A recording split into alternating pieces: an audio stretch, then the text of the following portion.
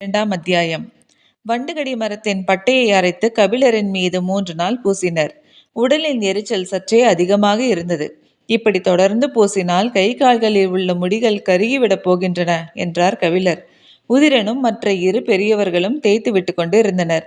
எதிரில் இருந்த கல்லில் உட்கார்ந்தபடி தேக்கன் சொன்னான், உங்களின் கவலை அப்படி இருக்கிறது, எனது கவலையோ வேறு மாதிரி இருக்கிறது. என்ன அது? இப்படி தொடர்ந்து தேய்ப்பதன் மூலம் முடிகள் சடைபிடித்து வளர்ந்து விட்டால் என்ன செய்வது? தேய்த்து கொண்டிருந்த பெரியவர்கள் சிரிப்பு தாங்க முடியவில்லை. கபிலருக்கோ சற்றே அதிர்ச்சியாக இருந்தது.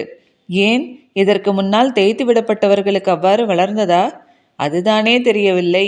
நாங்கள் கேள்விப்பட்டவரை வெளியிலிருந்து வந்த யாரும் பரம்பில் காலவரையின்றி தங்கவில்லை. எனவே மற்றவர்களுக்கு இதனை தேய்த்துவிடும் பேச்சே எழவில்லை. நான் தான் சோதனை உயிரியா? உங்களை ஒருபோதும் நாங்கள் சோதிக்க மாட்டோம். உங்களுக்காக எல்லா சோதனைகளையும் நாங்கள் ஏற்போம் என்று சொல்லியபடி உதிரனும் தோளை தொட்டான் தேக்கன். கபிலர் அவனை பார்த்தார். உதிரன் இருவரையும் பார்த்தபடி நின்றான். தேக்கன் சொன்னான், 4 முறை நான் காடறிய பிள்ளைகளை அழைத்து போய் வந்துவிட்டேன். காட்டின் எல்லா சவால்களையும் எதிர்கொண்டு மீளத்தான் அப்பயணத்தை மேற்கொள்கிறேன். ஆனால் அப்பொழுது கூட வண்டுகடி மரத்தின் அடியில் யாரையும் அனுப்பியதில்லை. அதன் வாடை கன நேரத்தில் மயக்கத்தை ஏற்படுத்திவிடக்கூடியது. அடுத்தவனை அனுப்பி அவனை தூக்கி வருவதற்குள் இவனும் மயங்கி விடுவான். இப்படி போகிறவர்கள் எல்லாம் மாட்டிக்கொள்ளும் வாய்ப்பதில் அதிகம். அது நம்மை எளிதில் ஏமாற்றி உயிர் கொள்ளும் மரம். அந்த மரத்தின் பட்டையை ஒருவன் துணிந்து போய் உரித்தான் என்பதும் அதனை பாரி அனுமதித்தான் என்பதும் உங்களுக்காகத்தான். உங்களின் பொருட்டு நாங்கள் எச்சோதனையையும் எதிர்கொள்வோம். சொல்லும்போது தேக்கனின் குரலில் இருந்து உறுதி கபிலரை உலுக்கியது. தேய்த்த மருந்தோடு குறிப்பிட்ட நேரம் வரை அமர்ந்திருந்த கபிலர் பின்னர் குளித்துவிட்டு வந்தார். தேக்கனும் அவரும் பொழுதெல்லாம் பேசினர். தேக்கனை பற்றியும் காடறிதலை பற்றியும் கபிலருக்கு தெரிந்து கொள்ள வேண்டியவை நிறைய இருந்தது. எல்லாவற்றையும் பற்றி கேட்டுக்கொண்டே இருந்தார். 1 வாரம் கழிந்தது. 3 குழுக்கள் சென்று 20 பேரெலிகளை பிடித்து விட்டன. இன்னும் 2 தேவையாக இருந்தது. தோழர்களோடு உதிரன் புறப்பட்ட போது கபிலரும் புறப்பட்டார். இத்தனை நாள் நான் ஓய்வில்தானே இருந்தேன் என சொல்லி புறப்பட்டார். அவர் புறப்பட்டால் பாரியும் வந்துவிடுவான் என்பது எல்லோருக்கும் தெரியும். ஆனால் கபிலர் வராமல் இருந்த நாட்களிலும் பாரி வேட்டைக்கு வந்தான். அதுதான் ஏன் என்று புரியாமல் வீரர்கள் திகைத்தனர்.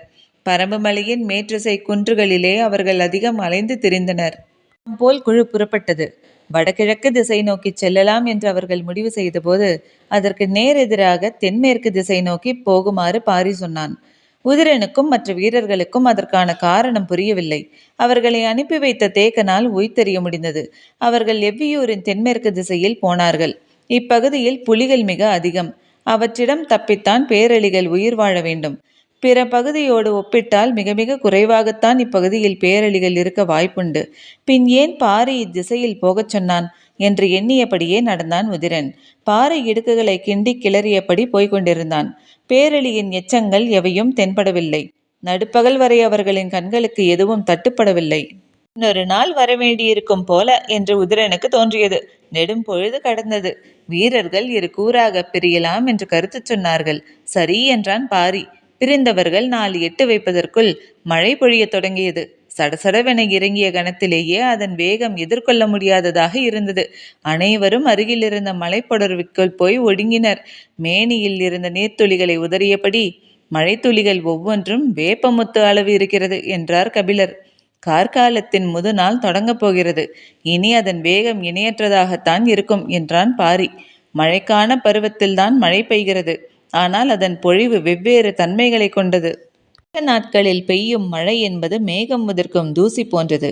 காற்றில் அலையலையாய் இறங்குவதும் நிலம் ஈரமாகும் முன் மறைவதும் காற்றுக்குள்ளே கரைந்து போகும் கன அளவு கொண்டதுமாக இருக்கும்.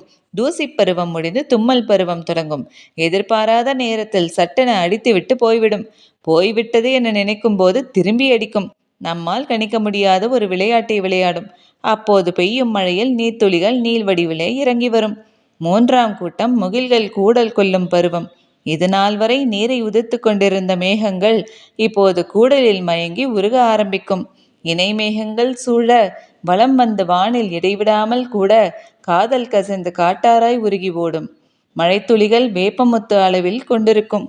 4ஆம் பருவத்தில் மோகம் கொண்ட முகில்கள் தரை வந்து தங்கும். நிலம் வானுக்குள் நுழையும். மரத்தின் உச்சிகளை மேகத்தின் வெளிப்புறம் நீண்டிருக்க வேரில் மழைநீர் பாய்ந்தோடி கொண்டிருக்கும். அது இயற்கையின் அதிசய காலம். வானுக்கும் மண்ணுக்கும் இடையில் இருக்கும் ஏணி விலக்கிக் கொள்ள மேகக்கூட்டம் மரம் செடி கொடிகளுக்கிடையே மீனைப் போல நீந்தி போகும். ஒருவரையொருவர் பிடித்தும் விலகியும் கரைந்தும் முருகியும் காதல் கொள்ளும் காலம்.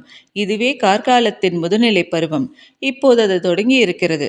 இறங்கிய மழை இரவு வரை நிற்கவில்லை. குகையை விட்டு வெளிவரும் எண்ணமே பிறக்கவில்லை. முன்னிரவில் குறையத் தொடங்கிய மழை நள்ளிரவில்தான் நின்றது. வீரர்கள் பின்னிரவானதும் இருவேறு குழுக்களாக பிரிந்து போகலாம் என்று முடிவு செய்தார்கள்.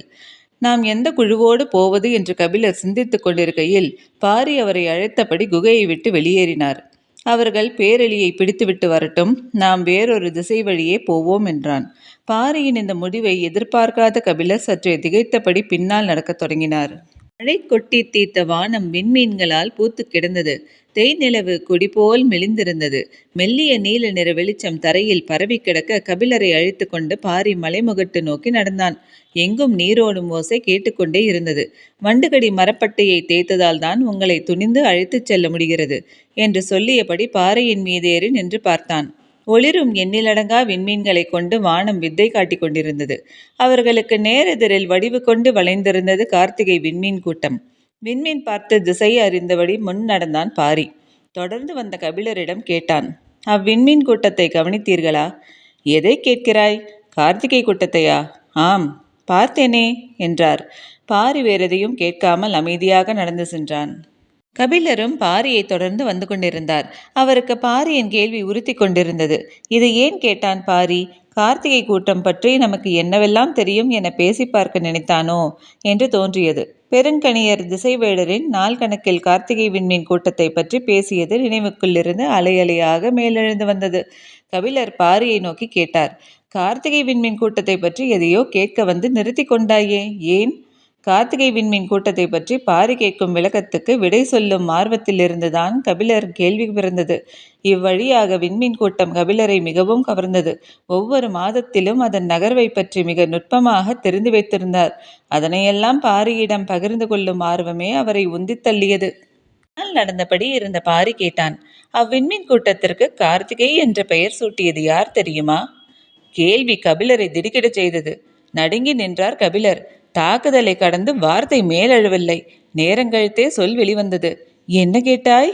அவ்விண்மீன் கூட்டத்திற்கு பெயர் சூட்டியது யார் என கேட்டேன். பதில் இருக்கட்டும், இப்படி ஒரு கேள்வியே ஒருபோதும் எனக்கு தோன்றவில்லையே. திசைவேடருக்கு கூட கேள்வி தோன்றியிருக்காது என்றே நினைக்கிறேன். விண்மீன்கள் பற்றி எண்ணற்ற கேள்விகள் கேட்டுள்ளேன். உன் ஐயங்கள் தீரவே தீராதா என்று திசைவேடர் பலமுறை சலித்து கொண்டுள்ளார். ஆனாலும் இப்படி ஒரு கேள்வி ஏன் இதுவரை எனக்கு தோன்றவில்லை? திசைவேரருக்கு இது பற்றி தெரிந்திருந்தால் என்னிடம் அவர் அதை பகிர்ந்து கொண்டிருப்பார். அவருக்கும் தெரியாதென்றே நினைக்கிறேன். எண்ணங்கள் ஓடியபடி இருக்க பேச வார்த்தையின்றி தடுமாறினார் கபிலர். எதுவும் பேசாமல் வருகிறீர்களே, ஏன்? உனது கேள்வி ஆதி காலத்தை பற்றியதாக இருக்கிறது. மனிதன் பொருளின் மீது மொழியை பொருத்த தொடங்கிய காலத்தை பற்றி நீ கேள்வி கேட்கிறாய். நாங்கள் தற்காலத்துக்காரர்கள். மனிதர்களை ஆசானாக ஏற்று கற்று வளர்ந்தவர்கள். இயற்கையை இரண்டாம் நிலைக்கு கொண்டு சென்று விட்டோம். எங்களது கற்றல் முறை ஆழமற்றதாக தெரிகிறது. பதிலுக்காக சொற்களை தேடினார் கபிலர். கேட்டபடி நடந்து கொண்டிருந்த பாரி, பெரும் புலவர் விடை சொல்லாமல் விளக்கம் சொல்வது ஏன்? விடை சொல்லாவிட்டால் விட்டுவிடும் கேள்வியை நீ கேட்கவில்லை. நான் விடை சொல்ல முடியாததற்கான சரியான காரணத்தை முன்வைக்க முடியவில்லை என்றால் உனது கேள்வி எனது அறிதலின் அச்சையே நொறுக்கிவிடக்கூடியது. அதனால்தான் எனக்குள் இந்த பதற்றம் உருவாகிவிட்டது என்று நினைக்கிறேன். மழை நின்ற நள்ளிரவில் நீரோடைகளின் சலசலப்பில் மயக்கும் இளநீல ஒளியில் நிலம் பூத்து கிடக்க மின்னிச் சிரிக்கும் விண்மீன் கூட்டத்தை பார்த்தபடி பாரி சொன்னான். கார்த்திகை விண்மீன் கூட்டத்தை கண்டறிந்து பெயர் சூட்டியவன் முருகன். எதிர்பாராத பதிலாக இருந்தது. நடையை நிறுத்தினார் கபிலர். முருகன்தான் இவ்விண்மீன் கூட்டத்திற்கு பெயர் சூட்டினான் என்று எப்படி சொல்கிறாய்? சற்றே சிந்தித்த பாரி, நீங்கள் பச்சை மலை தொடரில் ஏறத் தொடங்கிய முதல் நாளில் நாக்கருத்தான் புற்களை கடக்கும்போது நீலன் உங்களுக்கு முருகனின் கதையை சொன்னான் அல்லவா? ஆம்.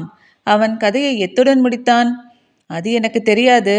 சந்தனவேங்கையின் மீது பரணமைத்து முருகனையும் வள்ளியையும் அதில் தங்க வைத்த எவ்வி அதன் பின் குடில் திரும்பி பூண்டு பானத்தை கலக்கி கொடுத்து யாரையும் அப்பக்கம் போக விடாமல் செய்தான் என்பது வரை எனக்கு நினைவிருந்தது. தனைமயக்கி மூலிகையை கொடுத்ததால் அதன் பிறகு அவன் சொன்ன கதைகள் எவையும் எனக்கு நினைவில்லை. நேரெதிரே கார்த்திகை விண்மீன் ஒளி வீசி கொண்டிருந்தது. அதனை பார்த்தபடி நடந்து கொண்டிருந்த பாரி மீதி கதையை சொல்லத் தொடங்கினான். பச்சை மலையில் யானை பள்ளத்தின் தென்திசை முகட்டில் தனித்திருந்த வேங்கை மரத்தின் மீது சந்தனக்கட்டை கொண்டு சிலாக்கொடியால் பிணைத்து கட்டிய பரன்விட்டு மறுபகல் இறங்கினர் முருகனும் வள்ளியும். ஆணும் பெண்ணும் தங்களை அறியத் தொடங்கிய தலைநாள் இரவுது. இவ்விரவின் குணம் பல பருவங்களுக்கு நீடிக்கும். இயற்கையின் எல்லா மாற்றங்களின் வழியேயும் தங்கள் இணையின் மீதான காதலை நெய்த்துடிக்கும் உயிராற்றல் பெருகியபடி இருக்கும். காதல் அறியும் பொழுதுதான் அடுத்த இடத்துக்கு அழைத்துச் செல்லும். அறியாதவன் அதுவே காதல் என்று நின்று விடுவான். காதலின் அழைப்பை ஏற்று இருவரும் செல்லத் தொடங்கினர். கார்காலத்தின் தூசி பருவம் தொடங்கியது. காற்றில் மெல்லிய சாரல் மிதந்து வந்து வள்ளியின் முகத்தில் நீர் பூசிச் சென்றது. அவள் கை கொண்டு அதனை துடைக்காமல் நடந்தாள். முருகன் முன்னால் சென்று கொண்டிருந்தான். மேகத்தின் தூசி இருவர் மீதும் விடாமல் படர்ந்தது. இக்கானகத்தில் இம்மலர்களுடன் ஒப்பிட முடியாத பேரழகு கொண்டு மிளர்ந்தது வள்ளியின் முகம். பார்வையை விலக்கி நடக்க முடியாது என்று முருகனுக்கு தோன்றியது. தனது விரல் கொண்டு அவளது முகத்தை துடைக்க எண்ணினான். அப்போது வள்ளியின் கைகள் முருகனின் முகத்தை துடைத்து கொண்டிருந்தன. முருகனின் முகத்தில் கை தொட்ட கணத்தில் வள்ளியின் முகத்தில் இருந்த நீர்த்துளிகள் மறைந்தன. முருகனின் கை அவளது கன்னம் தொடும்போது நீர்த்துளி அற்று இருந்தது வள்ளியின் முகம். எனது விரல் தொடுவதற்குள் நீர்த்துளிகள் எப்படி மறைந்தன என கேட்டான் முருகன். என் விரல்கள் உனது முகம் தொட்டதனால். முருகன் திகைத்து நின்றான். வள்ளி சொன்னாள், தொடுதலில் கடந்து வரும் ஆற்றல் என்னையே உருக்குகிறது. சின்ன நீர்த்துளிகள் என்ன ஆகும்? தொடுதலில் மூலம்தான் ஆணின் ஆற்றல் கடக்கிறது. ஆனால் தொடாமலே பெண் கடத்தும் ஆற்றலுக்கு இணை சொல்ல என்ன இருக்கிறது என்று எண்ணியபடி முருகன் முன்னே நடந்து கொண்டிருந்தான். அவள் பேச்சேதுமின்றி பின்தொடர்ந்தாள். தூசிக்காற்று எதிர்வீசியபடி இருந்தது. வள்ளி கேட்டாள், வேங்கை மரத்தின் சந்தனப்பரன் விட்டு ஏன் அகல்கிறோம்? அது எவ்வி உருவாக்கியது. நமக்கான இடத்தை நம் கனவால் உருவாக்க வேண்டும். வள்ளிக்கும் சரிதான் என்று தோன்றியது. சென்ற முறை நீ ஏழைப்பாளைக்கு அழைத்துச் சென்றாய், இம்முறை நான் அழைத்துச் செல்கிறேன் என சொல்லி முன் நடந்தாள் வள்ளி. அழைப்பை ஏற்றான். அவள் முன் நடந்து சென்றாள். பின் நடந்த முருகனின் மயக்கம் மேலும் அதிகமாகியது. மானிலும் மயிலிலும் மட்டும்தான் ஆண் அழகு என்றான் முருகன். நானும் அப்படித்தான் நம்பினேன் உன்னை காணும் வரை என்றாள் வள்ளி. இருவரும் வெட்கம் கலைந்து சிரித்தனர். தூசிக்காற்று நின்று பொழிந்தது. முன் சென்ற வள்ளியின் கண்களுக்கு சற்று தொலைவில் விளைந்த பயிர் தெரிந்தது. அதன் அருகே போனால் யானை படுத்துறங்கும் அளவு நிலத்தில் அப்பயிர்கள் விளைந்திருந்தன. அந்த கதிரை கைகளால் உருவியபடியே வள்ளி சொன்னாள், இது அரிதான நெற்பயிர்.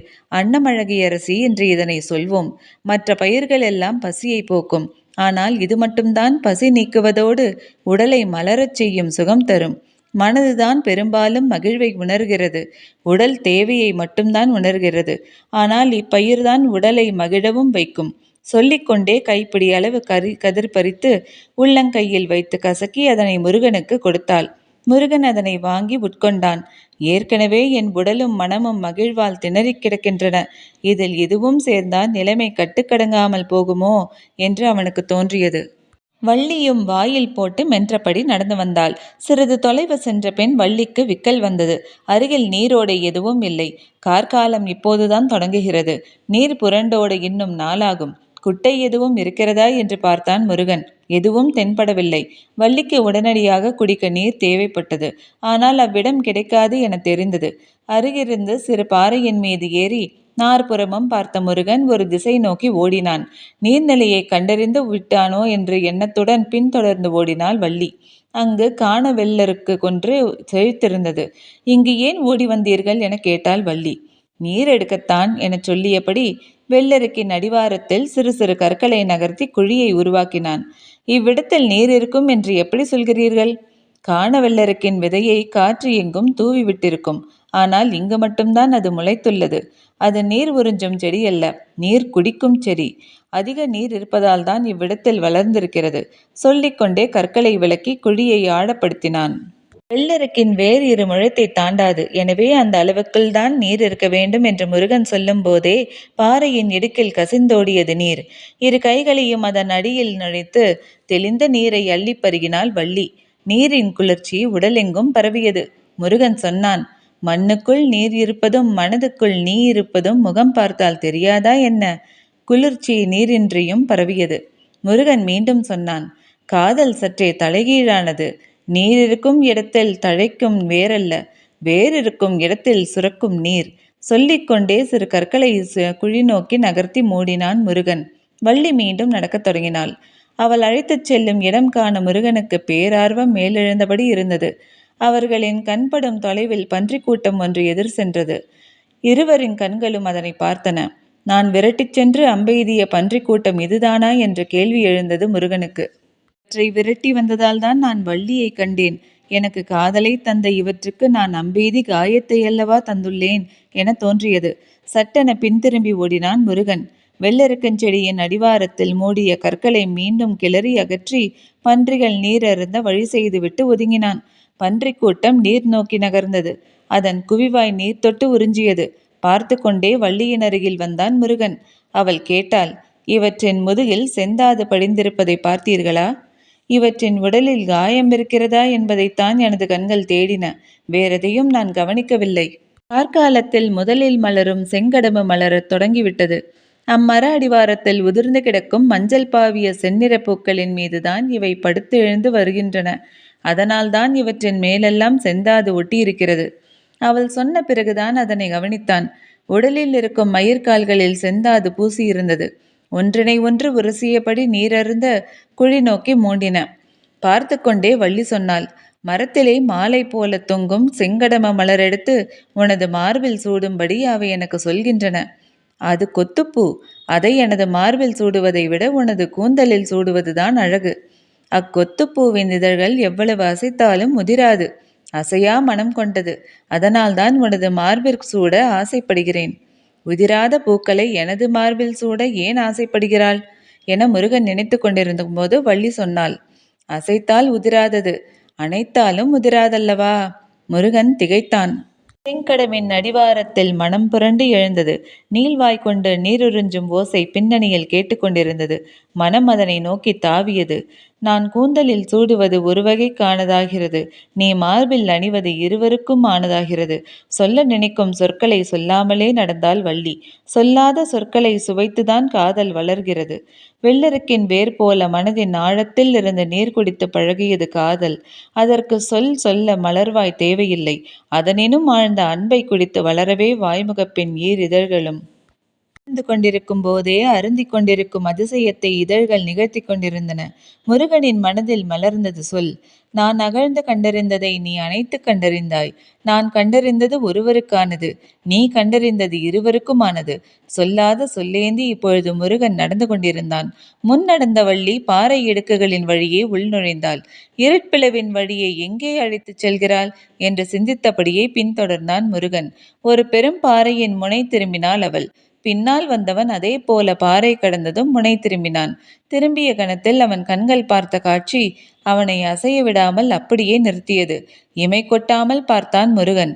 தான் வாழ்வில் இதுவரை பார்க்காத ஒன்றை. இத்துடன் அத்தியாயம் முடிவடைந்தது. நன்றி.